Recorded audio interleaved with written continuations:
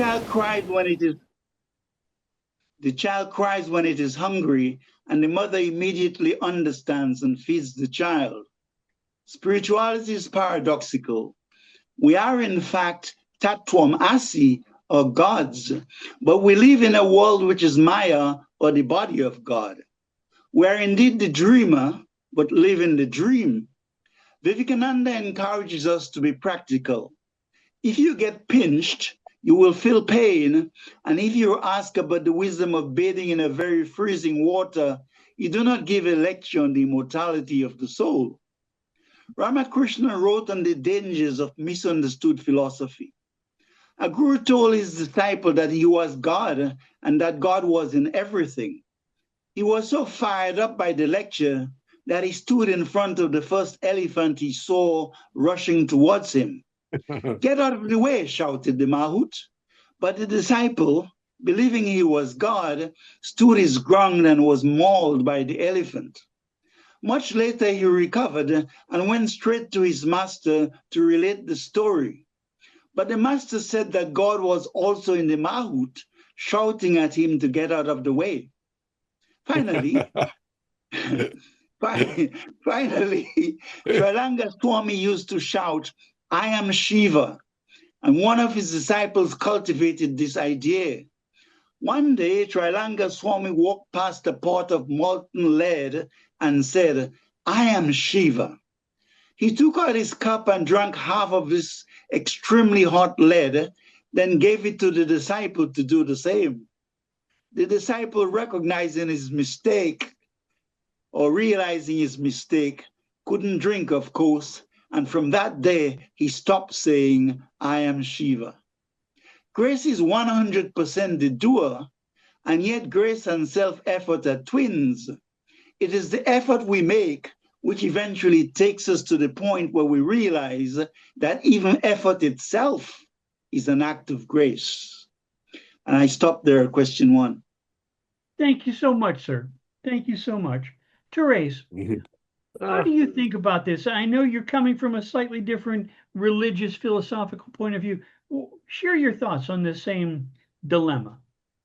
Well, I think I think we have a lot in common, and I think the search is on for everybody, regardless of how they understand. I mean, so many things that lanterns say, I absolutely think not only is it great, but half the people I know that are Catholic probably wouldn't even understand it, and yet it really helps me to envision our life. But I mean, I know that you sort of gave us two questions initially, and I thought I don't see that they're binaries. I think that they're intricately linked. So I'd like to share something if I can. Please. So a lot of you know that Pierre Teilhard de Chardin is my guide. And so one of the questions that I think we live with and we're faced with is there a division between spirit and matter? Is there a division between the divine and the human? Like, you know, as you say, if everything's God, then how come we have all these problems, you know? So from his Hymn of the Universe, I love this. And I combined a couple of things he said because it helps me. Blessed be you, mighty matter, irresistible march of evolution, reality ever newborn. You who by constantly shattering our mental categories force us to go even further and further in pursuit of the truth, dissolving our narrow standards of measurement, reveal to us the dimensions of God, interposed between our minds and the world of essences, cause us to languish with the desire to pierce through the seamless veil of phenomena. Now, it could sound very abstract. That's common sense to me. But I mean, fundamentally, what he's saying, God wraps himself in humanity. I mean, as a Roman Catholic, the whole essence for me is, look, we're never going to die. If it's not about dying, if it's not about believing in the resurrection, then why believe? You know, I mean, that's the point. But it doesn't mean you wait until you die to be invested with this gorgeous gift that we have of our love of one another and our work towards communion and unity and forgiveness and all those things. The question is, how do we understand our access to that? And for me, of course, it's love. Love is the energy that enables us to come into who we are, our true self. And in doing that, and this is very Teilhardian, we become close to one another. So some religions might believe that they will return to finish the work of humanity, where some religions will believe that we avoid any individualism and we merge, where some people believe God is sitting in a throne up in the heavens and he wears a crown and he's ordering us around and he's condemning us or giving us gifts. It's all the search. This is common, because we're human. It's our common search. What's the meaning of life? And then, of course, the question becomes for Catholics, it's the center is the Eucharist, the Mass. And that doesn't mean anyone's excluded from that. It means that for us, that God, the Godhead is infleshed in us, but we're all one body, whether or not, whatever we pursue, however we pursue, whatever the path. So that, and I think I've said this to Rick, that I couldn't believe in a God who didn't honor the fact that a native in the Amazonian jungle who never heard the name of Jesus is not going to heaven. I just can't believe that. So how do I understand that? Well, when people ask Jesus, who is God? He said, God is love. So if people are in the pursuit of kindness and love, and some of the things Lantern said before, that in giving, you not only receive, it enhances your capacity to share. And the whole question of sacrifice and surrender, it's not passive. It doesn't deny the body. It enhances our love of the body. Like we're trying to reach and to incarnate this perfect creativity and love. And some people do it through poetry. I mean, we talk about the word becoming flesh. Poets are trying to reach into themselves and give embodied language so that it's transformative. AI does poetry, they can rhyme, they can do all, but it's transactional. It's not human, it's not transformative. So I think that, when you look at how do you practice that, I mean, really good example of that is the 12 steps, because I think we're babies in terms of evolution. We're just beginning. The intentional use of self is pretty new on the planet. And the 12 steps, they practice that every day, not just so that they don't eat or drink or gamble or depend on love, sex, whatever. They practice it so that they are themselves in all their interpersonal encounters. And as the great neuropsychiatrist Ian McGilchrist says, everything is about relationship. And everything's about when we interact one another, we're called to become more and more. Who are you? Will the real me stand up, And as the real me stands up, we're automatically united to others. I mean, one of the most horrendous things that we're currently going through is watching daily the slaughter of Gazans. And the Israelis are feeling the same thing. They're protesting all over the place because of this. And you say, what? We are suffering with them because we're human. We're a human family. Anyway, I think what's a beautiful thing about any search for understanding what's sacred space, what does it mean to sacred, is that we're engaged together in trying to comprehend this and to be our best selves, the intentional use of self, the professional use of self, loving one another. And, I mean, I think poets are exemplars of that, really. Thank you so much, Therese. Thank you. Welcome, Alexandra. I'm so glad you could join us. I'm going to go to Michael, and we're right now dealing with our first question, which is a paradox in a sense. On the one hand, we tend to think of God as in everything, part of everything. It's all God stuff, if you will.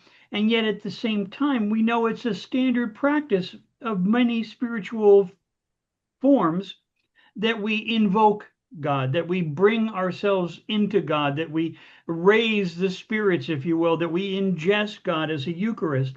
And so I'm going to turn to Michael, sir. How would you address that question, sir? Well, actually, my 5-minute statement really kind of wraps all around that. And all right, I could just go ahead and do that. And if anybody has any comments, we'll do it. Okay. We'll do a round discussion after the first round through. My first of 2 lifetime LSD trips in my mid-20s, and that was almost 60 years ago, I guess, or something like that. I experienced oneness. I would also have described it as love because there was no division in oneness. As I laid in my bed with my partner kneeling by my side, because she's the one who introduced me to this LSD trip, I realized that what I felt and could only say was, and I kept saying this verbally as I was lying there, it's so simple.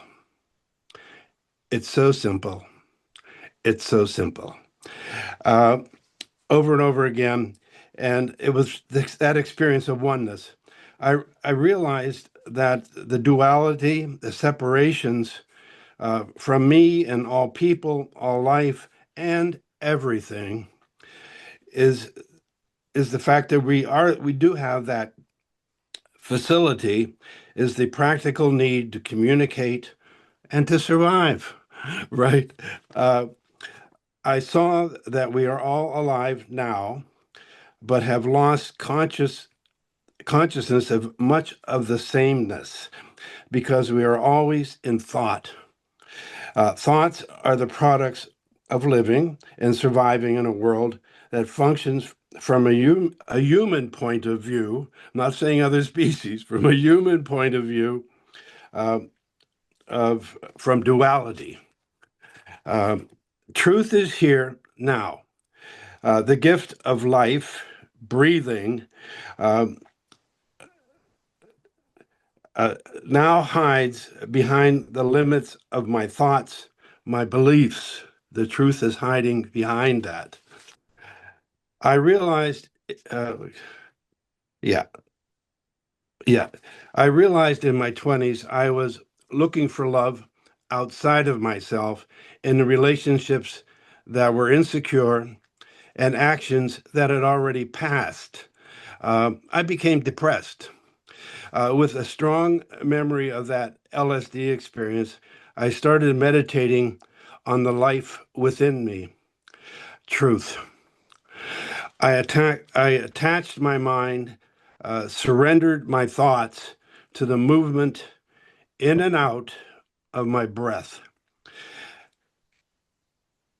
This was meditation, right? I am left open to the occasional moments where my stillness, I guess you could call it, was mentioned earlier, grace, by one of your other folks talking, just leaving myself open, left myself open to the grace and I was greeted by becoming conscious again of that oneness and love and the realization it's so simple. Empathy, knowing instinctively we are one within our lives, grows and is expressed in caring for all life, for for, for and for providing service in our lives, and Earth's ability, and being thankful for Earth's ability to spawn us. Anyway, that's kind Thank of you. yeah, okay. So whatever. And I appreciate the fact that language isn't really made to discuss the infinite. No, It no. very rarely brushes up against even descriptions of consciousness, which I had a Yeah, chance to yes. study for some time. So I appreciate all of our efforts to try to capture in Yeah. words these experiences, these insights. Uh, we have to swap LSD stories sometime. I have Okay, one okay. myself. But now let me turn to my dear sister, Alexandra. Of course, the first question we're addressing is, on the one hand, we talk about God in everything, God is everything. And on the other hand, we also often use a metaphor, a ritual of invoking God, of bringing God into us, of eating a Eucharist to become more one with God. How do you address that? How do you think about that, Alexandra? That's two different questions. God in everything and then invoking the divine. um, what I wanted to say was that humans have a very the humans have a very important role because they are the intermediaries between the divine and the other species. So, so the role, of course, is through this spark of the divine that we carry to manage to transform and evolve the other species, to animals, plants, stones, everything, into higher levels and dimensions. And this brings on the first question of panpsychism, whether everything has not a soul or a divine spark, but a certain level of energy. And of course, the pantheists all believed that everything had a part of the divine. But we also have the latest philosophy, panentheism, that yes, everything is a part of the divine, but the divine is also a part of the divine is unreachable and transcendent and hidden. So it's enfolded rather than unfolded. And yeah, so those are the differences between pantheism and panentheism. There's a part of the divine that we don't really get to reach. But humans have the role of being the intermediaries between the divine and the whatever is on earth. Mm-hmm. And obviously, not everyone is following this divine plan. It is noticeable, yeah. It's very noticeable. I can't watch the news because I just saw a small dead girl in the hands of a surgeon. I can't watch the news. And then I couldn't sleep all night. And I'm just wondering, do the governments not care? I don't know. All the journalists yesterday who died with everyone else. I don't know. What do we have governments for? I mean, anyways. Well, evidently to enable some villains, that's for sure. Yeah. So I was going to give you my brief take on it as well. Having early on developed a desire to try to understand consciousness, to understand the awareness and how one might enhance it, how one might study it, how one might conceptualize it. And I began looking even in my teenage years as to different disciplines of mental development, different models for consciousness. I read thoroughly Dr. Lilly's work with dolphins, works on animal psychology, human anthropology, and I came across the work of those individuals that studied consciousness expansion. Eventually, it brought me to Dr. Leary to study his work when he was still with Harvard and doing his divinity studies. And the concept of altering one's consciousness, also things like hypnosis, ritual, and then various disciplines of meditation. Some are, we all know, quite severe practices. Others are much more gentle. And so I began trying these different techniques, different meditation techniques, and eventually I combined them with LSD and psilocybin in my meditation as well. And came to appreciate from some insights I had that we can have an awareness of that unity state, but also we have that perception of an incarnate state. And the way I formulate that Tattvam Asi versus the invocation idea, I think of that as, we use ritual to trick ourselves, to remind ourselves of that unity, of that awareness. As when we live as humans, we are very much part of the environment. We participate in it, hopefully productively, hopefully in a genial and giving spirit. Sometimes, though, we do consume. No question about that. I think ritual and invocation comes to a. So, long story short, I think of this understanding. We can have the unity experience, and since we live in a dual universe, we also can experience that unity as well as we can experience the dichotomy. And I think ritual is to remind us of that unity experience. That brings us to our second point. But let's share. Did anyone have a reaction one way or another to some of the other comments made? Hopefully, Dr. Dean will join us in a minute. We're using words, and it's very interesting to hear the way Therese speaks of it, because to my mind, she's identical to what I said, but she's saying it in a different way. So I have no problem with it at all.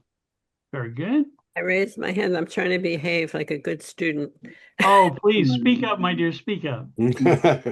Well, first of all, I'm so happy that I'm here. That's number one. I loved everything everyone said. I mean, I enjoyed very much listening to Michael because I think he's actually describing what the whole foundation of 12 steps is, that believing in a power greater than us that can restore us to our whole self, you know? And I've had that experience. I shared that with Richard, that when I was young, I was at Mass, I received the Eucharist, and I was praying, let me be a good Catholic Christian, because I knew not all Catholics were good Christians or all Christians good Catholics, you know, anyway, in my naivete. And I had the experience of wholeness and unity and completely filled within myself, and the integrity of being a human and feeling loved. And this image of words, I'm not schizophrenic, they weren't telling me, but I had this image of words. Love is the essence of your being. It's only the distortion or perversion of love that's sinful, but love is the essence of your being. And I had this image of people in a circle with the energy of love, with nothing blocking it going around, you know. So at that point, I mean, I had absolutely no idea what that meant. I just thought, oh my goodness, that is so nice to have that experience. But I didn't think of myself, which I shouldn't think of myself, as being special. I wasn't. I was in need. I was in profound need. But I do think that there's something about some type of medications and things that can intervene in the brain and bring somebody to a kind of wholeness or consciousness. You know, I don't know how that works. But I also loved what Alexandra said. And I would say that if I could say what my limitation is, I love that you said they were intermediaries, because I think that most of my life has been about what does it mean to be loving, in service, human, truthful, whatever. And plants and animals were on the side. Like, I like them. I kill all my plants. But I do believe that there's something that our evolution as a human species is deeply connected to the whole cosmos, to animals, to flowers, to plants. Like, they're not separate. And and we're just growing in consciousness of that now. I mean, we're babies in terms of consciousness, I think. And I'm also, I would say, Teilhard, and I would say I'm probably a panentheist, where I do believe that there's the divine that is really unknowable, unreachable, but reaching out to us in our humanity, clothing himself in matter. You know, we're part of that. We have the divine essence in us. And I think it's important to talk about those distinctions, because it challenges all of us to think, you know, and that's a good thing. That's becoming conscious. Anyway, I hope that's okay. No, that's wonderful. Thank you. Michael, do you have any other reaction to what you heard from these two fine people? Three fine people. Yeah, first of all, I appreciate the questions that you're proposing, and I think it all kind of boils down to self-giving that was mentioned earlier, because it's really given the limits of our evolution. If we could recognize that it means that we might likely continue to evolve. I mean, to be, you know, intermediaries, and that's kind of our duty. And hopefully, people are experiencing the joy of oneness while this all happens in our lifetimes, but it's really ends up being our behavior that will let this whole miracle of life on this spectacular planet that we are part of, that gave birth to us, to continue. Yeah.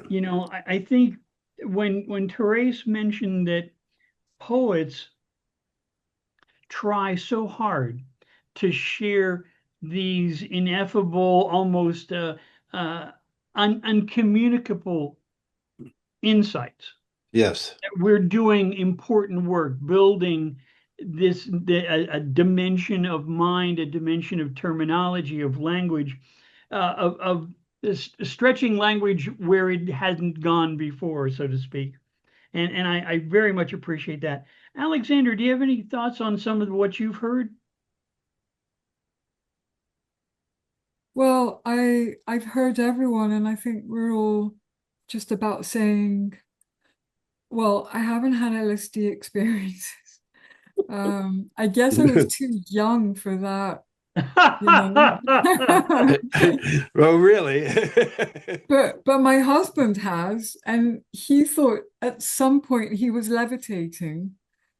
But I don't believe him because he says, no, I was really levitating. I'm like, come on, you thought you were levitating. You're a big guy. How can you?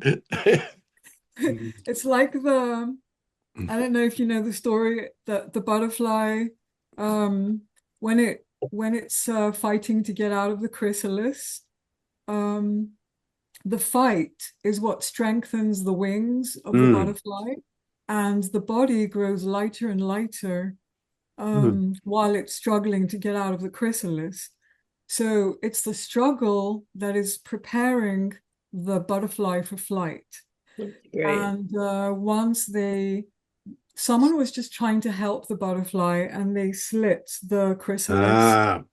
So just to help it, because it was agonizing trying to get through. And the butterfly got out pretty fast and easily, but it couldn't fly. It kind of fell down to the ground, and it was just groveling amongst it had a very heavy body and very weak wings.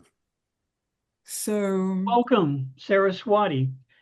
We've been discussing an interesting paradox of spirituality, where on the one hand, we do say that God is in everything, God is everything, it's all divinity around us, surrounding us, through us. And yet, at the same time, we also often practice approaching God with prayer, bringing God into us. And what I've asked each of these folks with us today to sort of address that, and I was wondering, could you speak to that point?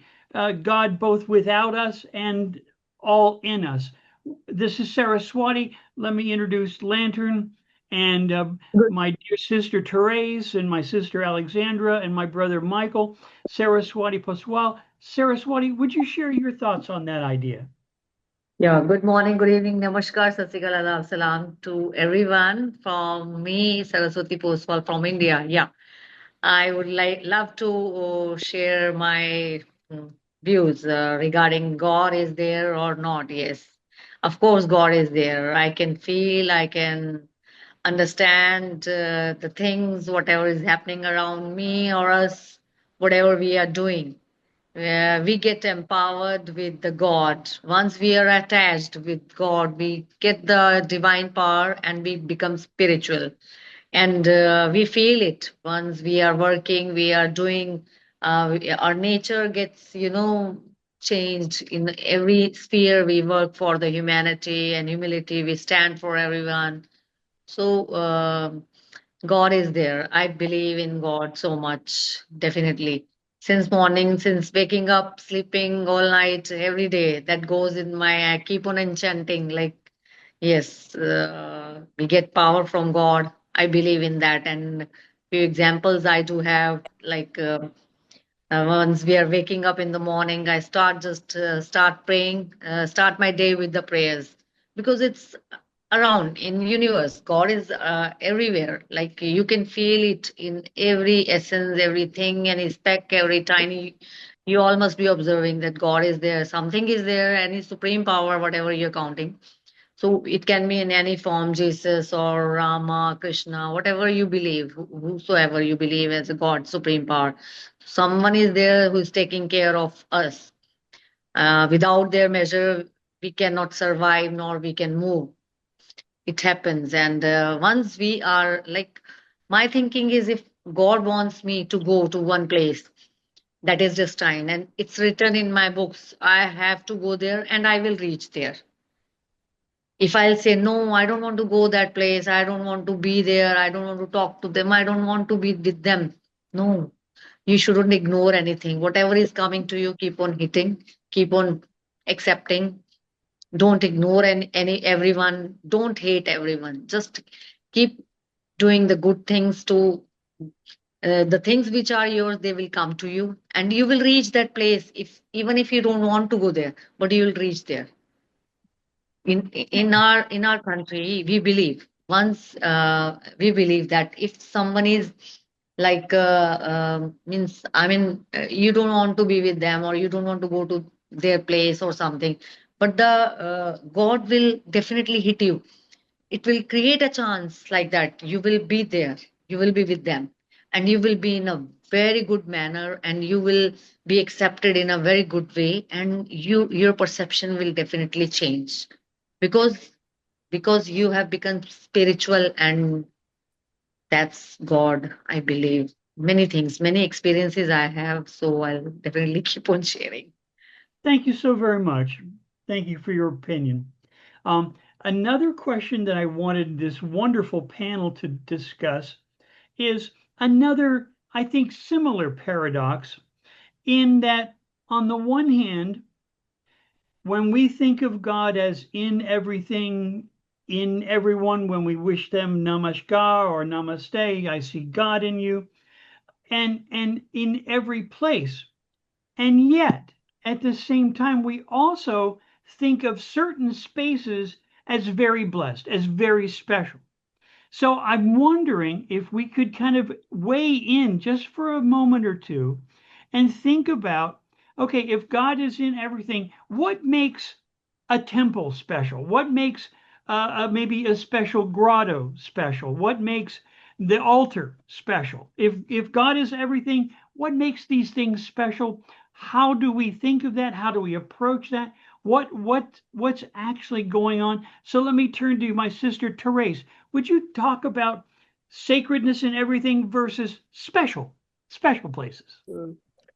Well, I think Saraswati said some things, God is everywhere. God is in everything. And it's true that every simple human encounter, every place we are, is, as some people say, another Bethlehem. We're each another Bethlehem. In other words, God is waiting to be born in that place, in that person, in that situation. I think the special places that's where we begin to see our future in the collective. Our desire is to be one with one another, and one day we'll experience that. And I think, for example, as a Roman Catholic, the Mass is a ritual, not of just remembering, it's actually bringing it to being in our time, in our place, in our being. And we agreed together that we're on this journey. Now, that doesn't mean that anybody's excluded from that experience, because as I said before, if you have love, you're connected. It's as simple as that.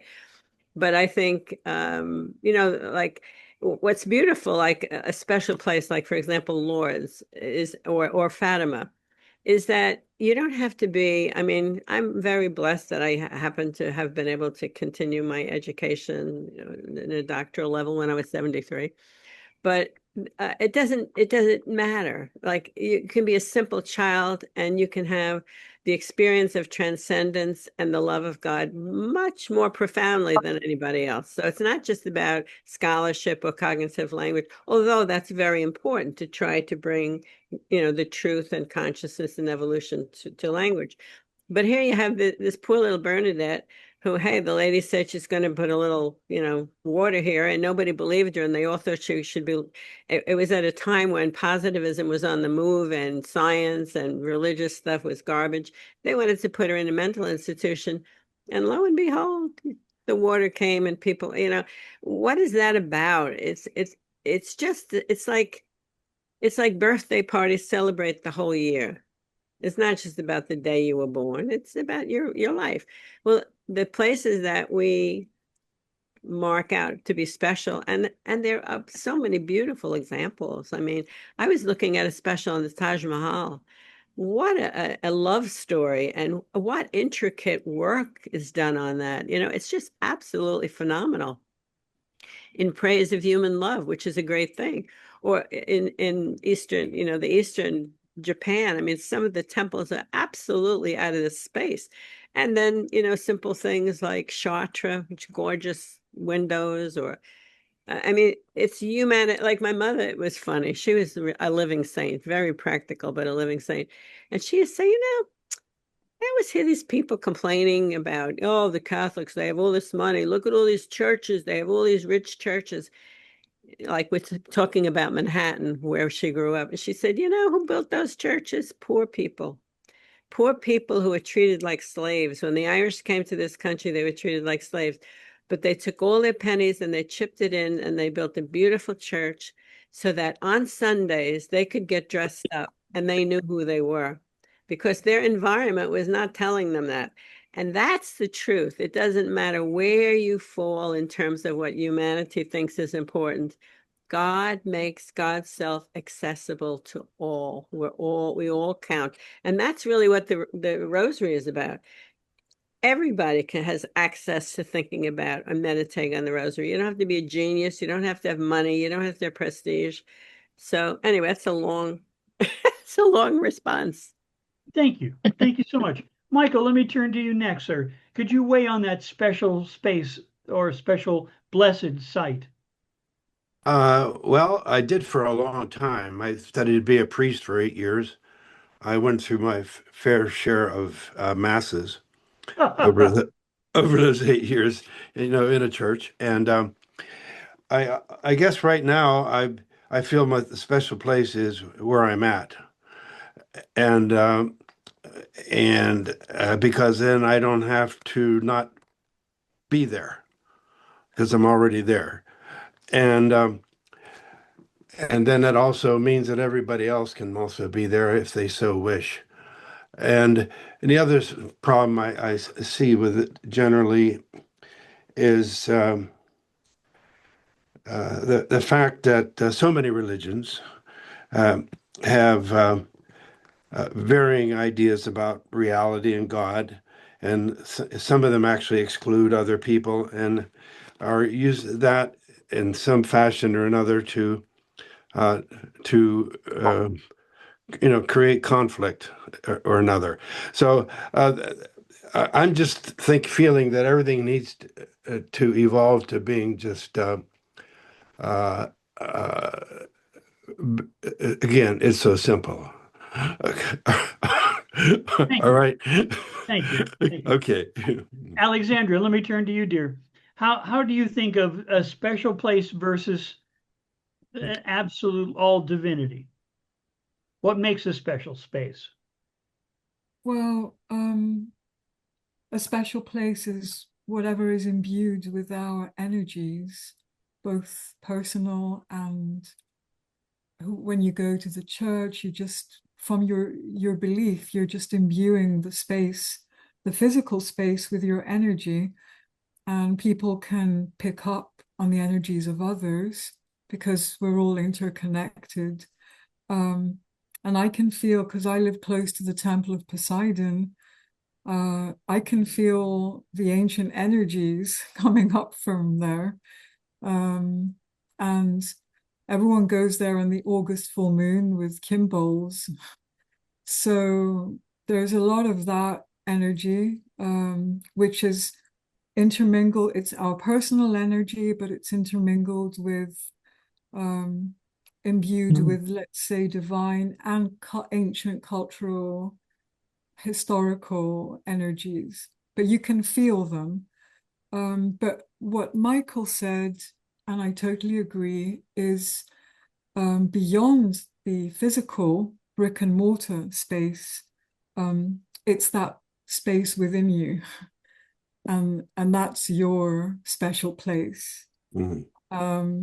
And there are often cases where we're just overwhelmed with reality, and then we want to get inside that magical world and we just can't handle it anymore of Earth.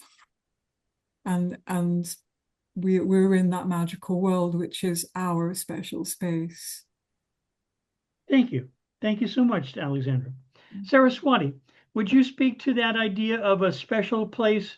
If all is divinity, what makes a temple or some other sacred site? What makes that special? Yeah, I agree with the perception of, Alexandra ma'am. Just she said very well. We take our energies to temple. Like I'm not alone goer there. Like there are so many people like me. They are coming there with the positive vibes. So we get those positive vibes. We exchange. Yeah, the way she said, we intermingle those vibes, and definitely we share and cheer up once we enter the temple. We get into those positive vibes and we get energized, and definitely we have a faith. That faith in us gives us more strength. Whatever we are trying to do, wherever we are going to move, we go ahead. We That positive vibe of art that gives cheering moments to them, other people also. Like if I'm going to temple, other people are also sitting over there. They also get those positive vibes of mine, and I get those. So I believe in that. Whenever we are going to these special places, we get energized. I daily try to go to temple, if possible more than twice, once, twice. I keep on moving. At my home also I have a temple. I just keep calling people also, just come and go ahead. You're like, we have brought Ganesha ji at my home. So we are simply praying them, and we are fasting him. Whatever we are cooking, we are offering him. Then we are it. No, there is a God that once we are cooking, we are offering them. We are offering everything to them. So we are not supposed like hum to unke aage, we are nothing. We are a small tiny specks kind of thing. God has made us. So we are not like we can't offer them. We are offering to myself, hum to offer karenge, we'll offer them. We have to eat all those things. So that positivity of ours that comes back to us, what we are giving, we are receiving. This is the main law of attraction. We have read in science, whatever we are giving, we are receiving. And as soon as we learn these things, we should keep doing the small things in the good manners. If we are doing the bad things or something, that all comes back to us. So why we go to temple? Just to be spiritual and just to be kind hearted, and so that we do not deviate from our path, that we are humans. So we can help, and we should be kind to everything. So Thank you. Thank you so that's much. the special thing.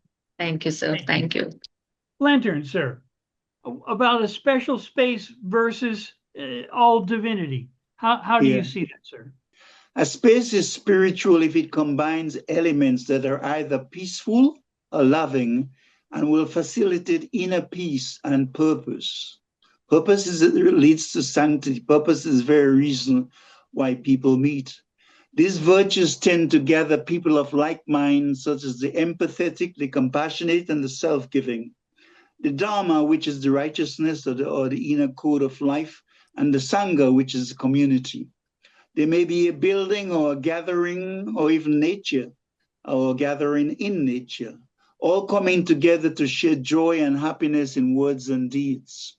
All things sentient and seemingly non-sentient are spirit or consciousness.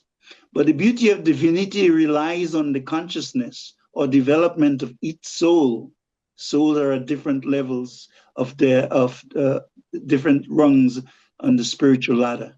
I know this through experience, that I feel only good thoughts post meditation, for example, and after retreats. Sometimes coming down from the temple, the trees, the foliage, the flowers, the river, everything feels beautiful. This is after the temple, not before the temple. So the temple is special, but the sanctity comes after. It is within the temple, but I'm not there for special. There's subtle differences which I'm trying to relate to, because the speciality of the temple, oh, it's marble, it's beautiful, it's this and it's that. But what I get is that sanctity, an inner peace or calmness and a serenity, which brings me into an inner state of fullness of love and beauty. That is sanctity for me. I cannot hold a state for too long because it's just too powerful, as my inner vessel is not yet strong enough. For the realized soul, this is extremely easy. So yes, all things are divine, but the soul is constantly growing in this field of Maya, in this field of the phenomenal world, to one day arrive at the state of the illumined souls or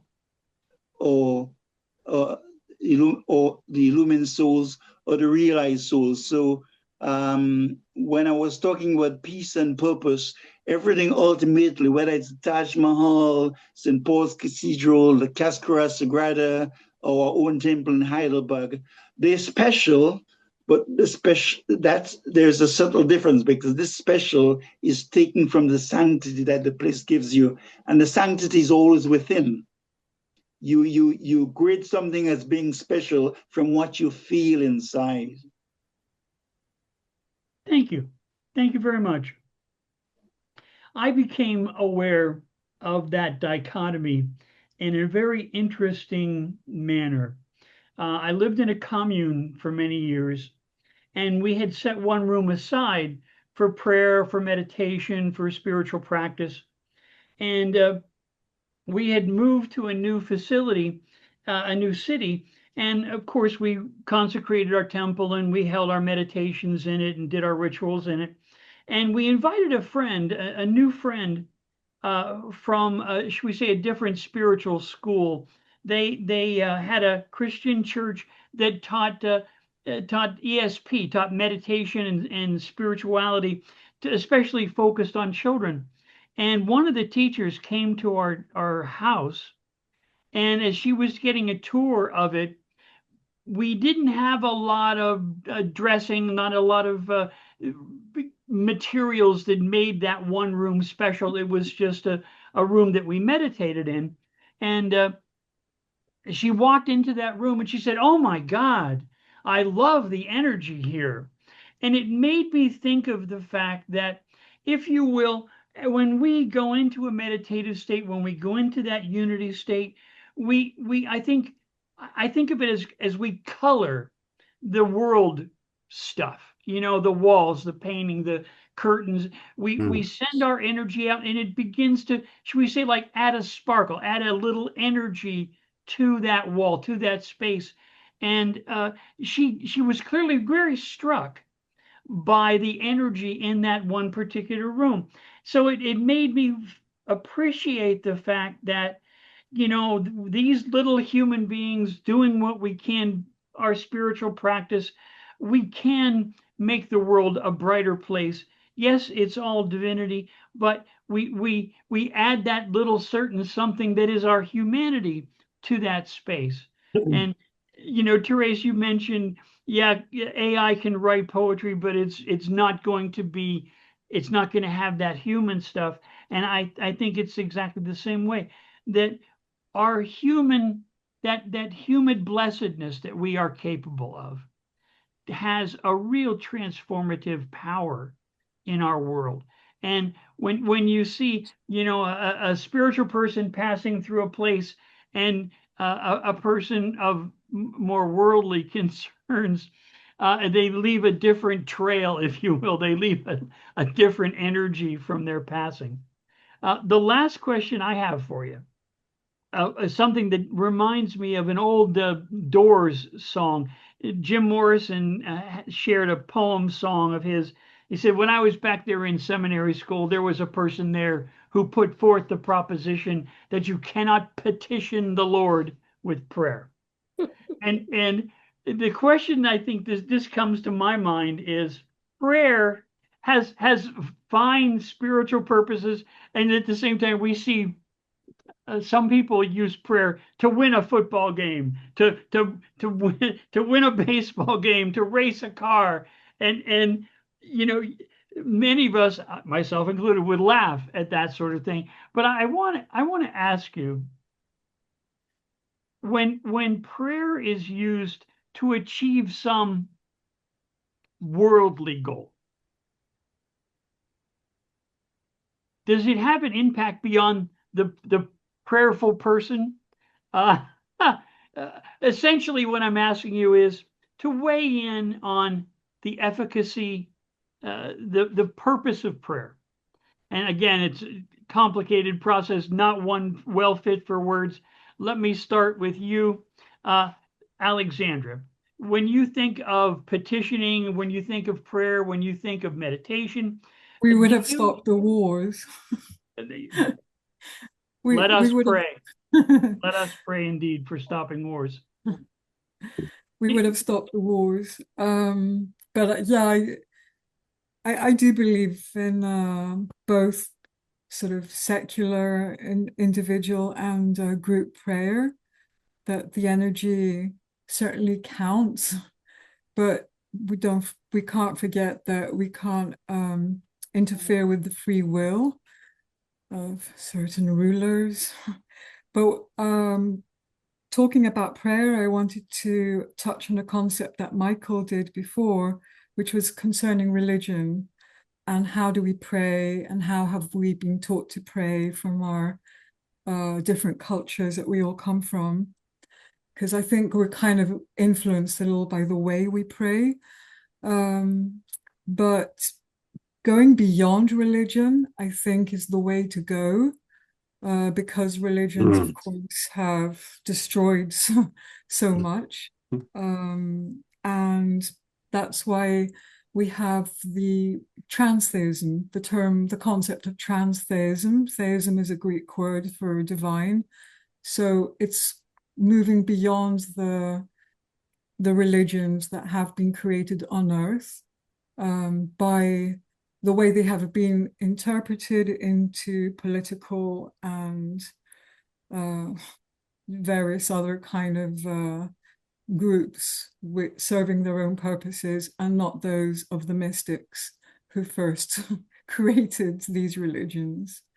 So, yeah, that's why I think that our praying should be totally beyond religions. Thank you. Thank you so much. Saraswati, could you talk for just a little bit about how you understand prayer in general to contact the divine, or prayer, if you will, for a purpose? I would like to say prayers shouldn't be purposeful. Prayers are prayers. That can be in any language. Prayer do not need any language, any religion or something. Prayer can be done by anyone, anywhere, if anybody need purposefully, and that is quite necessary. So we should, as a human, should pray for them, like everywhere, if it is needed. Whole world needs it for the peace. So definitely we should unite and pray for that. And that is most important issue of peace. Once we are in peace, then definitely there won't be any fight or nothing. Yeah, there is no religion. Everything, prayers are beyond beyond this religion. So we should pray, but not with the purpose. We should pray without any purpose, without any expectation. That pray goes and that comes back easily. We receive Thank that. you so much. Thank you so much. Yeah. Brother Lantern, sir, could you speak to that point? Well, Sri Krishna says that what does not exist cannot come into being. That which exists can never cease to be. What we're saying here is that everything is God. There's nothing outside of God. If it's within God, it has a purpose, it has a meaning. The desire life has meaning, the human life has meaning, the stone, animal, trees has meaning. There's only consciousness. From the standpoint of the yogi, all things are consciousness. Now, for the purposes of speaking, of course, let us say prayer can be divided into two kinds. There's the prayer of entreaty, where you're asking for something. God, give me this, God, give me that. If you go to a Catholic chapel, you would see 1,000 notices on the wall of people asking for 100 different things, or the child can get better at school and money on the table or whatever it is. And then the second prayer we call the prayer of surrender. Let thy will be done in and through me. May thy will be done in and through me, even if it's a point of sacrifice on a cross like the Christ did, because this is what the highest spirit wants. But prayer is not only essential, not only critical, but necessary for the religious. In oneness spirituality, we do not separate. There is a political or a wise kind of reason for avoiding religion. But I'm trying to say at the same time that religion has its purpose and its value. Nothing is outside of God. Everything within God has a purpose, has a value. And prayer is incredibly effective and incredibly valuable. It has helped me. But the soul, although immortal, comes here in ignorance. That is to say, limitations, bondage, imperfections, and weaknesses. And what we're actually doing is to try and transcend that. So you could say effectively the soul comes here for experience. And when we meet the bad things, the adversities, they help us to grow. Adversity is the candle of the divine. So as we go higher up that evolutionary ladder, that spiritual ladder, we begin to see things different. But you cannot say that the baby is not necessary because you're not a baby anymore. You cannot say you don't need to crawl or wear your diapers. Everything has a purpose. Everything has a role in life. When you see it holistically, everything is meaningful. If you are where you are 10 years later, because you suddenly realize that that man who abused you 10 years ago, that woman who abused you 10 years ago, helped to take you where you are today. So as negative as they were to you, as abusive as they were teaching you something. And so the soul comes from experience and it grows through the experience. It meditates when it prays when it needs to. When it gets to the part of what we in Christianity, spirituality call silent prayer, this is what the saints call it, then that's good too. And what we in the East call meditation, then that's good too. In meditation, you're silent and you allow God to speak. In prayer, you're vocal and God is speaking. Thank you, sir. Thank you. Sister Therese. Well, I agree with, I think similarly to Lantern, I think. There are different forms of prayer. I think the most important thing for each of us as we try to understand ourselves and prayer and one another is to be curious. And I think so many allow their experience or the imperfections and sins of whatever tradition to impact their belief. They despair of the collective. I am committed to the collective with all of our sins and warts, and I think we're only at the very beginning of evolution, frankly. But I think prayer is fundamentally a relationship. It's a relationship with something greater than us. And I think, as Lantern said, sometimes it's about just being receptive beyond the language in silent prayer. Sometimes it's the prayer petition. I mean, for those who believe in the resurrection, for those who believe that Jesus giving us what he called the perfect prayer, he tells us, don't be afraid to ask for things. Your Father hears you. But one of the things that I think we all are confounded by, Alexandra said, it doesn't stop wars, is a priest friend of mine once was talking about the look at the lilies of the field, and he said, a father in Africa whose kids are starving might say, this is a lot of bullshit, but he said, but God has done what we need. It's up to us to share now. And that, I think, is the essence of prayer and the understanding of the collective is, who are we in relationship to other people? How can we gain access to that knowledge? How do we practice that knowledge? And And as I said before, the rosary is like, for me, in my life, the most powerful prayer because it's free for everyone. If you believe, everybody has different belief systems, but if you believe in the Christian life, it's all the mysteries. I understood deep theological understanding when I was very young just by praying the rosary, because I would be praying and I'd say, like, for example, the finding of the child Jesus in the temple. And I thought, oh, Jesus became conscious. Well, that was like something new to me to think about. Or the suffering at the cross, the stations of the cross. Oh, they hated the body. They hated Jesus' body. I mean, that told me the body is beautiful. The body is a gift. Humanity is beautiful. I mean, we have free access to deep theological and philosophical knowledge through particular prayers. And everybody has a different relationship. We're all very individual. So I think prayer is like communication. It's relational. It's our way of being open to something greater than us. I think I agree a lot with Alexandra when she talks about energy. Or even, when you were talking, Rick, about how somebody walks into a room and they can feel the energy in the room. Yeah, we know that. There's an energy in us, this loving energy. We can feel it. So I don't know if that answers the question, but it does. It does. Thank you so much. And Michael, sir, could you weigh in on it? Yes, I see prayer as being useful, especially for some people who feel like they want to pray, because it really is mentally pointing them in the direction of wanting to experience, I guess, the oneness consciousness.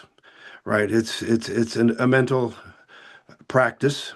No matter what the prayer is, I guess if you take it seriously, you know that somehow or another, I guess you're expecting the divinity to be involved, and so I see it as that, as a probably closer than most anything to have somebody come back to the here and now, because that's where divinity is and oneness is and love is, and to essentially, in whatever fashion they can, that actually works, is to, and in my case, it's just following my breath, because that's always in the here and now, and I'm not giving myself breath. Breath is being given to me, and it is audible, and it's always audible if you stop and listen and follow. And so your prayer becomes a pointing to following instead of like asking for this or that. And that following gets you closer to the grace of happening, of the divinity happening in you at that particular moment. So it all comes back to touching the divinity.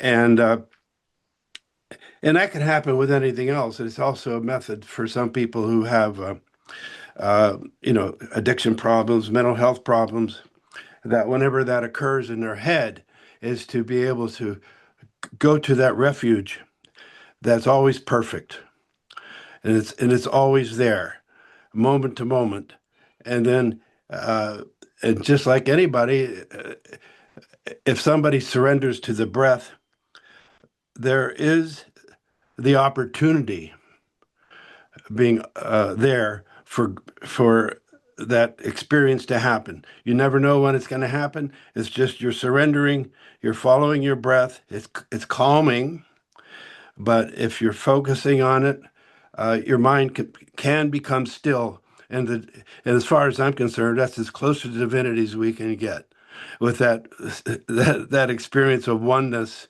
and nothing else in my head. All right. Well, So that's kind of how I see it. thank you so very much. Yeah, I want to thank you all so very much for coming together and having this discussion. I'd like to think we all learned a little something, and all the people who watch this show later will gain something from it. Often, to try to apply words to these difficult topics is always difficult. but I know that by inviting thoughtful people like yourselves, wisdom will be shared. I thank you all from the bottom of my heart. Please shine, you dear beings. Thank you for your presence. Have a wonderful day, have a wonderful night, and have just a marvelous experience. Thanks again. Well, thank you, Rick. Thank you. Thank you. My Dr. Deena Thank didn't you. say anything, Rick. No, he appeared and then disappeared. Maybe his connection. Wait, there he is. He's No, just I'm gone. here. Are you here, sir? But I've always, well, I came in late. I'm sorry. And for me, it's just, no, it's fine. It's just for me an educational experience. I'm very different from most of the people in this group, and my philosophy of life and is based on my study of history and my own experiences. So I'm afraid I'm very different from all of you. So I think it's better if I keep quiet and not say what I think. Now But that's perhaps wisdom. next time we get together, uh, I'll raise up the courage to say things that actually might offend all of you. But anyway, That's that's good. my thinking about this. That's good.